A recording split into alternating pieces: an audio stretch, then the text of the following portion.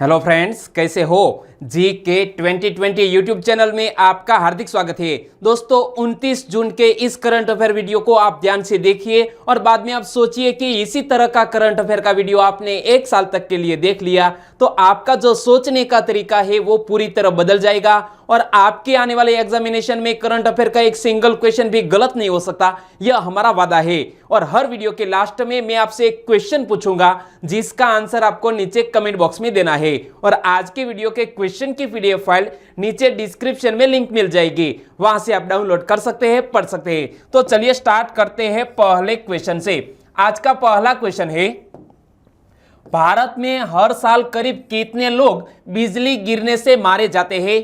हाल ही में एक सर्वेक्षण आया है और इसमें अनुमान जताया गया है कि भारत में जब मानसून की सीजन जारी होती है तो इसमें तकरीबन 2000 लोगों की मौत बिजली गिरने से होती है।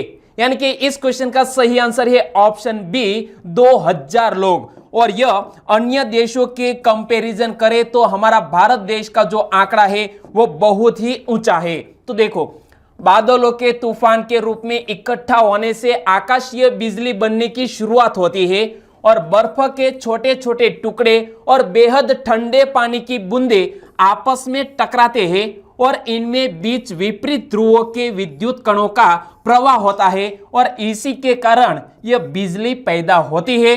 और यह बिजली जब हमारी पृथ्वी पर गिरती है तो बहुत से जो पेड़ है वो भी गिर पड़ते हैं। तो यह क्वेश्चन सुर्खियों में क्यों आया, तो देखो, बिहार और उत्तर प्रदेश के अनेक हिस्सों में बिजली गिरी और करीब 125 लोग मारे गए। दोस्तों बहुत ही चौंकाने वाला खुलासा है कि उत्तर प्रदेश और बिहार में हाल ही में इसी साल बिजली गिरने की वजह से तकरीबन 125 लोग मारे गए हैं और इसीलिए यह क्वेश्चन सुर्खियों में है। तो अन्य देशों की तुलना हमारे भारत देश के साथ करें तो देखो, अमेरिका में हर साल बिजली गिरने से औसत 30, जबकि ब्रिटेन में 3 लोग की मृत्यु होती है। तो ब्रिटेन में तो बहुत ही कम लोग हैं कि वो तकरीबन 3 लोग ही मृत्यु होते हैं बिजली गिरने से, जबकि भारत में यह आंकड़ा बहुत ही अधिक है। और इसका मूल कारण क्या है वो भी मैं आपको बता दूं। तो देखो, हमारे यहां आकाशीय बिजली गिरने के पूर्वानुमान व चेतावनी की व्यवस्था विकसित नहीं की गई हो पाई है और इसी की वजह से हमारे भारत देश में बिजली गिरने से 2000 के आसपास प्रति वर्ष मौत होती है। और यहाँ जब बिजली गिरने से हम कैसे बच सकते हैं तो इसके लिए हमें कुछ बेसिक इंफॉर्मेशन होनी चाहिए कि जब भी बादल बरसते हो या गरजते हो तब हमें खुली जगहों पर या पेड़ के नीचे नहीं खड़े रहना चाहिए। और यदि आप मोबाइल पर किसी व्यक्ति से बातचीत कर रहे हैं तो मोबाइल कनेक्टिविटी भी इसको असर कर सकती है और इसीलिए आपको एक ऐसी सेफ जगह पर महसूस होना चाहिए जहां बिजली न गिरे। ओके, दूसरा क्वेश्चन, लजारस चकवेरा को किस देश का नया राष्ट्रपति चुना गया है। यहां आप इमेज में देख सकते हैं, इस व्यक्ति का नाम है लजारस चकवेरा और वो हाल ही में मलावी देश के नए राष्ट्रपति के रूप में चुने गए हैं। इसीलिए इस क्वेश्चन का सही आंसर है ऑप्शन सी, मलावी देश। और मलावी देश के नए राष्ट्रपति जब बन गए हैं लजारस चकवेरा तो किसको हराकर उन्होंने यह चुनाव जीता, वो भी एक क्वेश्चन बन सकता है। तो देखो, लजारस चकवेरा ने किसको हराकर राष्ट्रपति चुनाव जीता। 2019 के राष्ट्रपति चुनाव विजेता ऐसे पीटर मुथारिका, क्या नाम है, पीटर मुथारिका को मलावी को हराकर उन्होंने यह राष्ट्रपति चुनाव जीत लिया है। और मलावी की जनसंख्या सिर्फ 18 मिलियन ही है और मलावी ने 6 जुलाई 1964 को यूनाइटेड किंगडम यानी कि ब्रिटेन से स्वतंत्रता हासिल की थी। जिस तरह हमारा भारत देश 1947 में ब्रिटेन यूनाइटेड किंगडम से स्वतंत्र हुआ, उसी तरह मलावी देश भी 6 जुलाई 1964 को ब्रिटेन से स्वतंत्र हुआ और इसके हाल ही में यह नए राष्ट्रपति बन गए हैं। और यहां पढ़ सकते हैं डॉक्टर लजारिस चकवेरा और वो 6ठे नंबर के स्टेट के प्रेसिडेंट के रूप में हाल ही में चुने गए हैं। और यहां हम बात करते हैं मलावी देश की।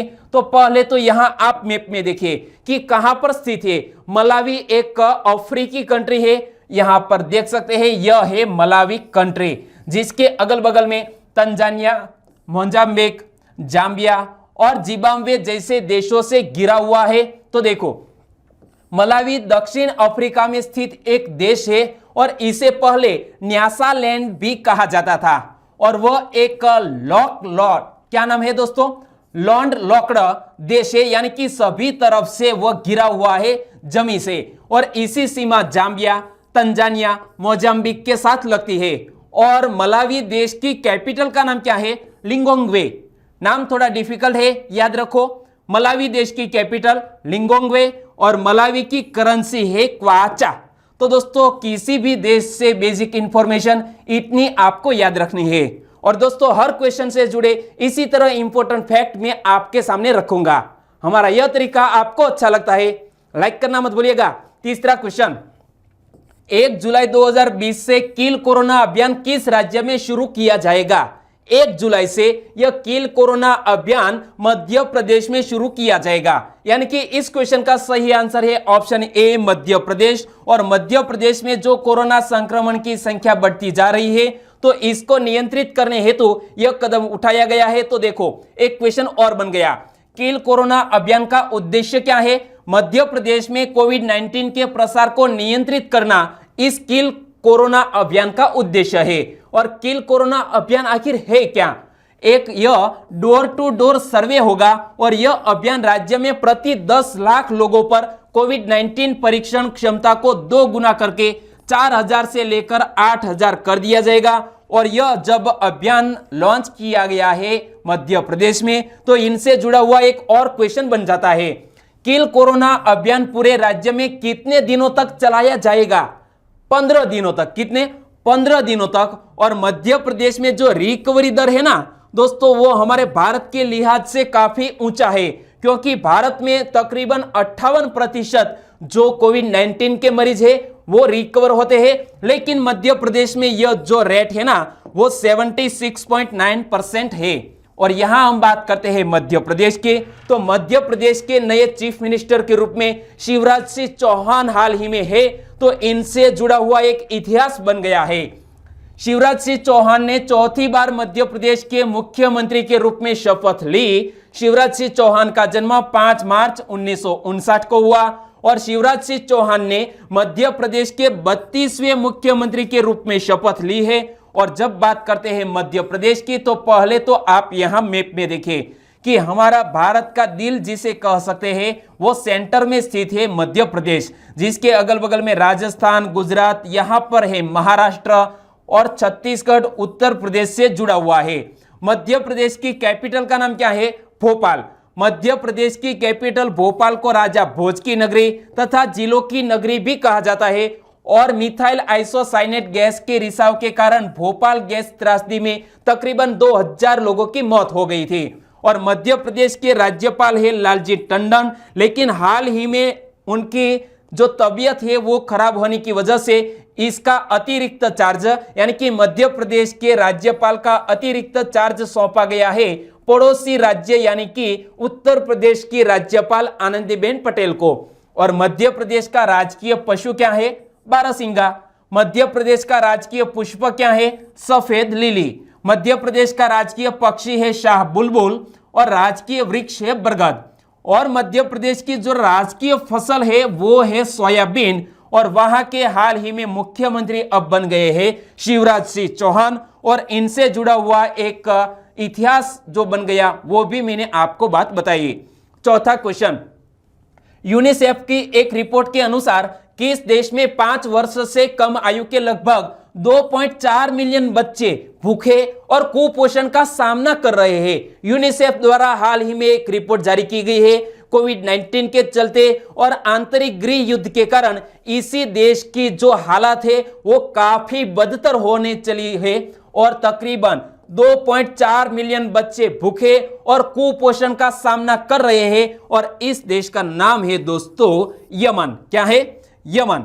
इसलिए इस क्वेश्चन का सही आंसर है ऑप्शन डी, यमन। और दोस्तों इसी रिपोर्ट को जारी किया है यूनिसेफ ने। तो देखो संयुक्त राष्ट्र बाल कोष यानी कि यूनिसेफ ने कहा है कि कोविड-19 वैश्विक महामारी ने युद्धग्रस्त राष्ट्रों में मानवीय सहायता की कमी को और भी बढ़ावा दिया है और अगले 5-6 महीनों के भीतर 5 साल से कम उम्र के तकरीबन 30,000 बच्चे गंभीर कुपोषण से पीड़ित हो सकते हैं। और इसी तरह का जब रिपोर्ट पेश किया है यूनिसेफ ने, तो पूरे विश्व के लिए जो यह भूखमरी का रिपोर्ट है ना दोस्तों, वो हमारे लिए चिंता बढ़ा सकता है, क्योंकि ऐसे छोटे छोटे बच्चों को यदि पोषण न मिले तो हमारा भविष्य कैसा होगा।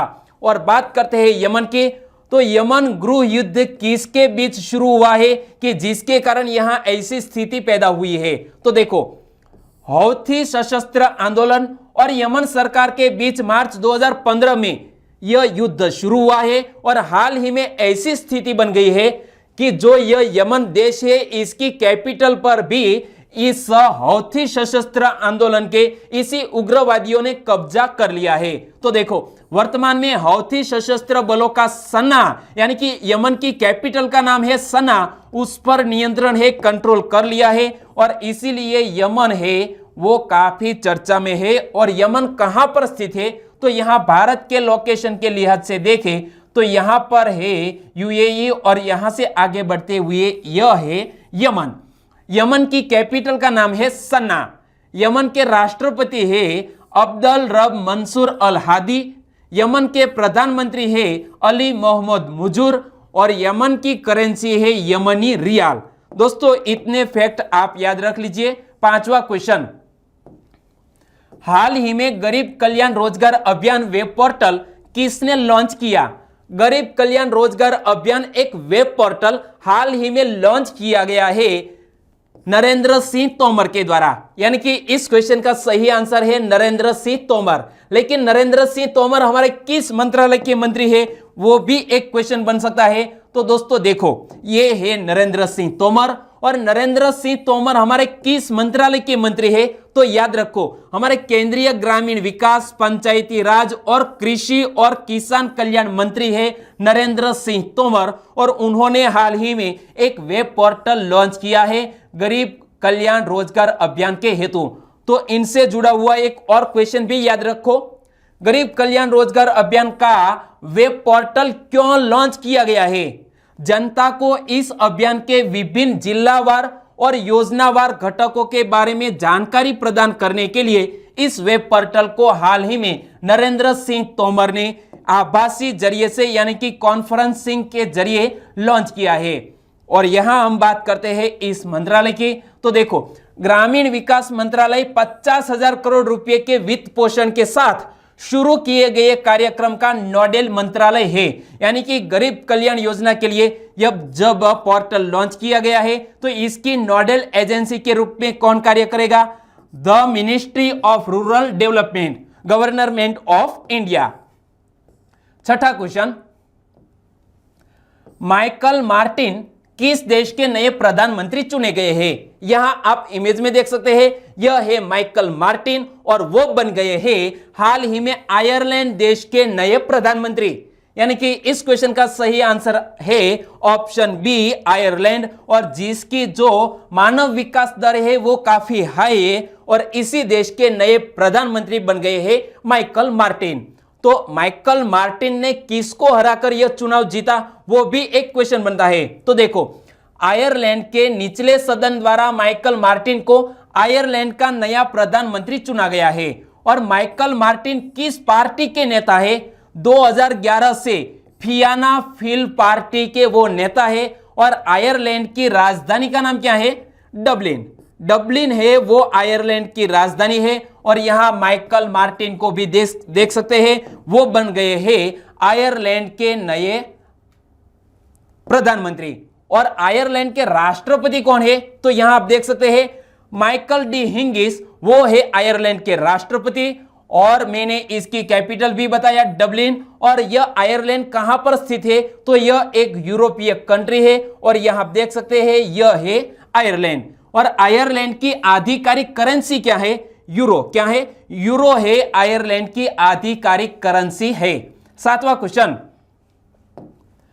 हाल ही में बैटरी स्वैपिंग सुविधा क्विक इंटरचेंज सर्विस का उद्घाटन कहां किया गया? यहां आप देख सकते हैं इस बैनर को, बैटरी स्वैपिंग सुविधा, और इसका हाल ही में उद्घाटन किया गया है वीपीसी बदनौर और श्री धर्मेंद्र प्रधान के द्वारा। और धर्मेंद्र प्रधान हमारे माननीय पेट्रोलियम एवं प्राकृतिक गैस और इस्पात मंत्रालय के मंत्री है भारत देश के, और उन्होंने हाल ही में क्विक इंटरचेंज सर्विस का उद्घाटन किया है। लेकिन किस शहर में? तो याद रखो चंडीगढ़ में।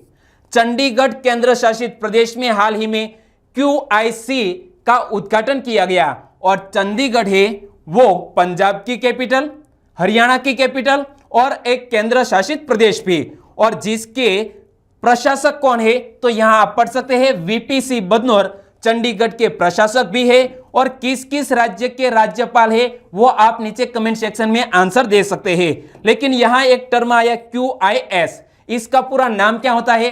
Quick interchange service. और बैटरी स्वैपिंग तकनीक स्लो चार्जिंग का सबसे अच्छा विकल्प प्रदान करती है, और इस तरह यह ड्राइवरों को परिचालन घंटों का इष्टतम उपयोग करने में मदद करेगा। यानी कि कोई भी बैटरी डिस्चार्ज हो जाती है तो इसे आप क्विक इसे चेंज कर सकते हैं, और आपका जो घंटों तक का वक्त है वो आप बचा सकते हैं। और इसी तरह की हाल ही में एक स्कीम जिसको लॉन्च किया गया है। तो देखो, इलेक्ट्रिक वाहन के लिए एनर्जी इंफ्रास्ट्रक्चर की स्थापना के लिए इंडियन ऑयल और मेसर्स सन मोबिलिटी के बीच एक गैर बाध्यकारी रणनीतिक समन्वय दस्तावेज पर हस्ताक्षर किए गए। और इंडियन ऑयल के अध्यक्ष कौन है? संजीव सिंह, जो यहां आप इमेज में देख सकते हैं। और उन्होंने हाल ही में चंडीगढ़ में इस तरह का प्रावधान किया है। 8वां क्वेश्चन, हाल ही में किस राज्य के स्वास्थ्य मंत्री को संयुक्त राष्ट्र द्वारा सम्मानित किया गया? यूनाइटेड नेशंस के द्वारा हमारे भारत देश के एक स्वास्थ्य मंत्री को, भारत देश के एक राज्य के स्वास्थ्य मंत्री को यूनाइटेड नेशंस के द्वारा सम्मानित किया गया, क्योंकि कोविड-19 के चलते बहुत ही अच्छे डिसीजन भी लिए और इसका नतीजा भी इसको अच्छा मिला है। और इस स्टेट का नाम है दोस्तों केरल। केरल राज्य के स्वास्थ्य मंत्री को यूनाइटेड नेशंस ने हाल ही में सम्मानित किया है। तो हमें इस केरल के स्वास्थ्य मंत्री का नाम भी पता होना चाहिए। तो केरल की स्वास्थ्य मंत्री का नाम क्या है? के शैलजा। नाम क्या है? के शैलजा। और के शैलजा को किस कार्य के लिए यह सम्मान प्राप्त हुआ है? राज्य में कोरोना वायरस महामारी से निपटने के लिए जो प्रयास किए गए, और इसीलिए इस के शैलजा को यूनाइटेड नेशंस के द्वारा सम्मानित किया गया। लेकिन किस अवसर पर? तो संयुक्त राष्ट्र सिविल सेवा दिवस के अवसर पर के शैलजा को सम्मानित किया गया है, और इस पर अभिभाषण भी दिया। तो देखो, कोविड-19 ट्रांसमिशन पर अंकुश लगाने के लिए केरल द्वारा अपनाई गई रणनीतियों पर बोलने वाली के शैलजा संयुक्त राष्ट्र सिविल सेवा दिवस के अवसर पर भारत की एकमात्र वक्ता थी, और इसीलिए आपको याद रखना है के शैलजा, और इसका ताल्लुक है केरल राज्य से। तो यहां आप मैप में देखिए, कर्नाटक और तमिलनाडु दो ही स्टेट से जुड़ा हुआ है केरल, जिसकी कैपिटल का नाम है तिरुवनंतपुरम। केरल की मुख्य भाषा है मलयालम। केरल के राज्यपाल है आरिफ मोहम्मद खान, और केरल के मुख्यमंत्री है पिनराई विजयन। और केरल में शांत घाटी स्थित है, और शांत घाटी राष्ट्रीय उद्यान कहां पर स्थित है? इसी तरह का क्वेश्चन कई बार एग्जामिनेशन में पूछ लिया गया है। 9वां क्वेश्चन, एनपीसी की 49वीं गवर्निंग काउंसिल की बैठक की अध्यक्षता किसने की? एनपीसी, इसका पूरा नाम पहले तो यहां आप पढ़ लीजिए। एनपीसी का पूरा नाम नेशनल प्रोडक्टिविटी काउंसिल है, और इसकी 49वीं गवर्निंग काउंसिल की बैठक की अध्यक्षता हाल ही में की गई है पीयूष गोयल के द्वारा। यानी कि इस क्वेश्चन का सही आंसर है ऑप्शन डी, पीयूष गोयल। और पीयूष गोयल हमारे किस मंत्रालय के मंत्री है? वो भी एक क्वेश्चन जब भी आपके सामने आए तो तुरंत क्लिक कर जाना चाहिए कि पीयूष गोयल हमारे किस मंत्रालय के मंत्री है। और जब भी आप पीयूष गोयल को याद करो तो आप इसके साथ इसका जो मंत्रालय है इसका नाम भी लिया करो, ताकि आपको समूचे भारत के इस कैबिनेट मंत्रिमंडल को भी याद रह जाए। तो देखो, वाणिज्य और उद्योग मंत्री श्री पीयूष गोयल और national productivity council governing council के अध्यक्ष ने राष्ट्रीय उत्पादकता परिषद की 49वीं गवर्निंग काउंसिल की बैठक की अध्यक्षता की और इसको आभासी माध्यम के जरिए इसको हाल ही में किया गया है। यानी कि बहुत ही यहां जब लोग जुड़ चुके हैं तो वीडियो कॉन्फ्रेंसिंग के जरिए पीयूष गोयल ने इस बैठक को हैंडल किया और वो हमारे किस मंत्रालय के मंत्री थे वो अब आपको पता चल गया। तो नेशनल प्रोडक्टिविटी काउंसिल एक स्वायत्त निकाय है जो उद्योग और आंतरिक व्यापार संवर्धन विभाग, वाणिज्य और उद्योग मंत्रालय और भारत सरकार के अंतर्गत आता है। तो यहां पर पढ़ सकते हैं नेशनल प्रोडक्टिविटी काउंसिल किसके अंडर में आता है? Department of industries policy and promotion, और वो भी हमारी ministry of commerce and industries government of India के तहत कार्य करता है। और अब बात करते हैं 10वें क्वेश्चन की। G20 शिक्षा मंत्रियों की विशेष वर्चुअल बैठक में भारत का प्रतिनिधित्व किसने किया? G20 की हाल ही में शिक्षा मंत्रियों की एक बैठक आयोजित की गई वर्चुअल तरीके से, यानी कि वीडियो कॉन्फ्रेंसिंग के जरिए, और इसमें भारत का प्रतिनिधित्व किसने किया है? बहुत ही आसान सवाल है क्योंकि हमारे भारत देश के शिक्षा मंत्री कौन है, यानी कि MHRD मिनिस्टर कौन है? रमेश पोखरियाल निशंक, और उन्होंने G20 शिक्षा मंत्रियों की इस वर्चुअल बैठक में भारत का प्रतिनिधित्व किया। यानी कि इस क्वेश्चन का सही आंसर है ऑप्शन डी, रमेश पोखरियाल निशंक। तो एक और क्वेश्चन बन गया, G20 शिक्षा मंत्रियों की विशेष वर्चुअल बैठक का आयोजन किस उद्देश्य से किया गया? कोविड-19 महामारी के कारण उत्पन्न व्यापक व्यवधानों को दूर करने के लिए इस वर्चुअल बैठक का आयोजन किया गया और इसमें भारत का प्रतिनिधित्व किया है रमेश पोखरियाल निशंक ने। तो हमारे केंद्रीय मानव संसाधन विकास मंत्री है रमेश पोखरियाल निशंक, यह बात आप हमेशा के लिए याद रखो। और यहां जिक्र किया गया है G20 का, तो G20 शिक्षा मंत्रियों की विशेष वर्चुअल बैठक किसकी अध्यक्षता में आयोजित की गई, वो भी एक मोस्ट इंपोर्टेंट क्वेश्चन बनता है। तो G20 का वर्तमान अध्यक्ष कौन सा देश है? Saudi Arabia. जी हां दोस्तों, सऊदी अरेबिया इस साल का G20 का अध्यक्ष है और इसीलिए कभी भी G20 के शिक्षा मंत्रियों, विदेश मंत्रियों या तो इस देश के मुखिया की जो बैठक आयोजित की जाती है, इसके अध्यक्ष हमेशा होंगे इसी साल G20 में सऊदी अरेबिया। तो सऊदी अरब की अध्यक्षता में इस बैठक को आयोजित किया गया। और G20 समूह में कौन कौन शामिल होते हैं? तो इसमें 19 देश और एक यूरोपीय संघ, और ऐसे दोनों को जोड़ दिया जाए तो कितना हो गया? 20 देशों का समूह नहीं है दोस्तों, 19 देश और यूरोपीय संघ का समूह है और इसको कहा जाता है G20। 11वां क्वेश्चन, ड्रोन से टिड्डियों को नियंत्रित करने वाला पहला देश कौन बन गया? ड्रोन के जरिए टिड्डियों को नियंत्रित करने वाला पहला देश बन गया है हमारा ही मुल्क इंडिया। यानी कि इस क्वेश्चन का सही आंसर है ऑप्शन डी, भारत। और ड्रोन के जरिए टिड्डियों को नियंत्रित करने वाला पहला देश बन गया है भारत। तो देखो, टिड्डियों एक फसल खराब करने वाला प्रवासी कीट है जो भारत पाकिस्तान सीमा से होते हुए भारत में घुस आया है। टिड्डी के सर्कल कार्यालयों और 12 ड्रोनों की कुल 60 ग्राउंड कंट्रोल टीमों का उपयोग प्रभावित क्षेत्रों में टिड्डी नियंत्रण कार्यों के लिए किया जा रहा है। यानी कि जो हमारे भारत पाकिस्तान बॉर्डर है वहां से एक टिड्डियों का बड़ा समूह जो यहां पर हमारे भारत में प्रवेश कर गया है, तो इसका इतना बड़ा नुकसान है कि कोई भी यदि वृक्ष है और इसकी जो पत्तियां है वो भी यह टिड्डियों का समूह खा जाता है। लेकिन इसको हमने एक ड्रोन के जरिए एक सफलता प्राप्त की है कि इसको हम भगा सकते हैं, नाश कर सकते हैं। तो देखो, मेक इन इंडिया पहल के तहत कृषि, सहकारिता और किसान कल्याण विभाग, कृषि मंत्रालय ने स्थानीय रूप से टिड्डी नियंत्रण के लिए वाहन पर चढ़ाकर अल्ट्रा लो वॉल्यूम स्प्रेयर विकसित किया गया और ड्रोन के जरिए इसको हाल ही में लॉन्च किया गया है। 12वां क्वेश्चन, हाल ही में सरकारी ई मार्केट प्लेस यानी कि गवर्नमेंट ई मार्केट प्लेस पर ट्राइब्स इंडिया स्टोर का उद्घाटन किसने किया? ई गवर्नमेंट मार्केट प्लेस जो एक वेबसाइट है और किसी भी विक्रेता है वो अपनी प्रोडक्ट इसी वेबसाइट पर रख सकता है और जो भी खरीददाता है वो इस साइट पर जाकर अपने जरूरियात के अनुसार वो चीजें खरीद सकता है। और यहां जब बात करते हैं ट्राइब्स इंडिया की, तो हमारे बहुत से आदि जाति है वो जंगल में बसती है, तो वो अपने जंगल के पैदावार को इसी GEM यानी कि गवर्नमेंट ई मार्केट प्लेस के जरिए भारत के सभी हिस्सों में अपनी जो इस तरह की प्रोडक्ट है वो बेच सकते हैं। और इसी की तरह का हाल ही में स्टोर का उद्घाटन किया है हमारे इसी प्रकार के एक मंत्री अर्जुन मुंडा ने। इसीलिए इस क्वेश्चन का सही आंसर है अर्जुन मुंडा। और अर्जुन मुंडा की सही पहचान क्या हो सकती है, तो याद रखो हमारे केंद्रीय जनजाति मामलों के मंत्री है अर्जुन मुंडा।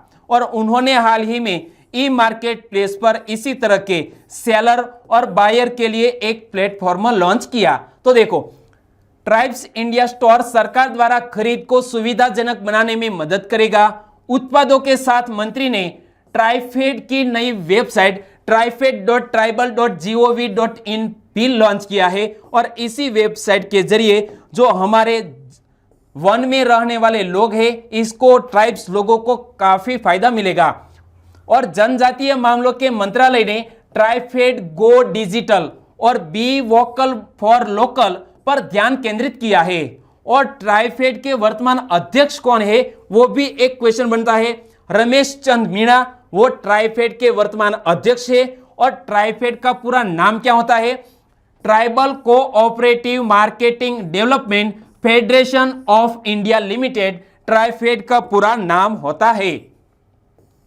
13वां क्वेश्चन, निम्न में से किस परियोजना का उद्देश्य ऑप्टिकल फाइबर के माध्यम से भारतीय गांवों को उच्च गति ब्रॉडबैंड कनेक्शन से जोड़ना है। हमारे भारत देश के समूचे ग्राम पंचायतों को एक ब्रॉडबैंड के कनेक्शन के जरिए जोड़ा जाएगा। और इसके लिए हाल ही में एक योजना लॉन्च की गई है और इसका तीसरा चरण जारी है। फिर भी हाल ही में तमिलनाडु है वो इसमें नाकाम रहा है। और इस योजना का नाम है दोस्तों भारत नेट। क्या है, भारत नेट नामक स्कीम के जरिए भारतीय गांवों को उच्च गति यानी कि हाई स्पीड ब्रॉड कनेक्शन से जोड़ा जाएगा। इसलिए इस क्वेश्चन का सही आंसर है ऑप्शन ए भारत नेट। लेकिन यह क्वेश्चन सुर्खियों में क्यों आया, चेन्नई की एंटी करप्शन और गैर सरकारी संगठन अयकम्मा द्वारा निविदा में अनियमितताओं को उजागर किया गया, जिसके चलते केंद्र सरकार द्वारा तमिलनाडु में 1950 करोड़ रुपए की भारत नेट प्रोजेक्ट की निविदाओं को रद्द कर दिया गया। यानी कि जो इसे ठेका दिया गया था इसी कंपनी से वापस ले लिया गया है। और तमिलनाडु में भारत नेट परियोजना को किसके माध्यम से संचालित किया जाना था, तो इस कंपनी के द्वारा तमिलनाडु फाइबर नेट कॉरपोरेशन ने इसका जो टेंडर लिया था, लेकिन काम बहुत ही स्लो हो रहा था और इसी के चलते यह भारत नेट परियोजना को लागू करने में देरी हो रही थी। तो तमिलनाडु में भारत नेट परियोजना के माध्यम से राज्य के सभी 12,524 ग्राम पंचायतों को जोड़ने की योजना थी, लेकिन हाल ही में यह काम स्टॉप हो गया है। और बात करते हैं भारत नेट परियोजना की, तो इसके 3 चरण है और इसमें प्रथम चरण में ब्रॉडबैंड कनेक्टिविटी को 1 लाख ग्राम पंचायतों तक उपलब्ध कराया गया है। द्वितीय चरण में 1.5 लाख ग्राम पंचायतों को कनेक्टिविटी प्रदान की गई है और हाल ही में चल रहा है तीसरा चरण। लेकिन तीसरा चरण कब तक चलेगा, तो देखो भारत नेट परियोजना का तीसरा चरण वर्ष 2019 से वर्ष 2023 तक पूर्ण होना है। और जब तक यह तीसरा चरण पूर्ण हो तब तक के लिए हमारे भारत के सभी ग्राम पंचायत यह हाई स्पीड ब्रॉडबैंड कनेक्टिविटी होने चाहिए। तो भारत नेट परियोजना विश्व की सबसे बड़ी ग्रामीण ब्रॉडबैंड संपर्क परियोजना है और इसी के चलते जो ग्राम पंचायत के कुछ इंटरनेट से जुड़े हुए कामकाज है वो जल्द ही आप निपटारा कर सकते हैं। और अब बात करते हैं लास्ट वीडियो के क्वेश्चन की। तो लास्ट वीडियो में दोस्तों मैंने क्वेश्चन पूछा था, भारतीय नौसेना में शामिल स्वदेशी रूप से विकसित टारपीडो डेकोय सिस्टम को क्या नाम दिया गया है।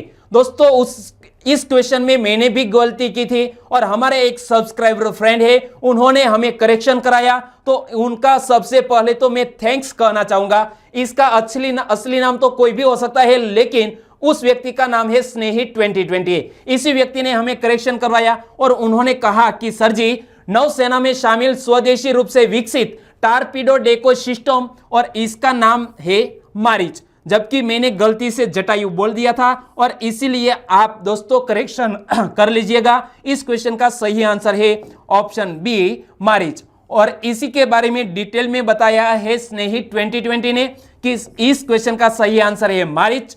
भारतीय नौसेना ने स्वदेशी एंटी टारपीडो डेको सिस्टम को शामिल किया और भारतीय नौसेना में शामिल इस मारिच की वजह से किसको विकसित किया गया है, किसके द्वारा, DRDO द्वारा स्वदेशी रूप से विकसित किया गया है, डिजाइन तैयार किया गया है और इसीलिए इस क्वेश्चन का सही आंसर है मारिच। और स्नेही 2020 आपको बहुत बहुत धन्यवाद। और आज का क्वेश्चन ए रहा स्क्रीन पर।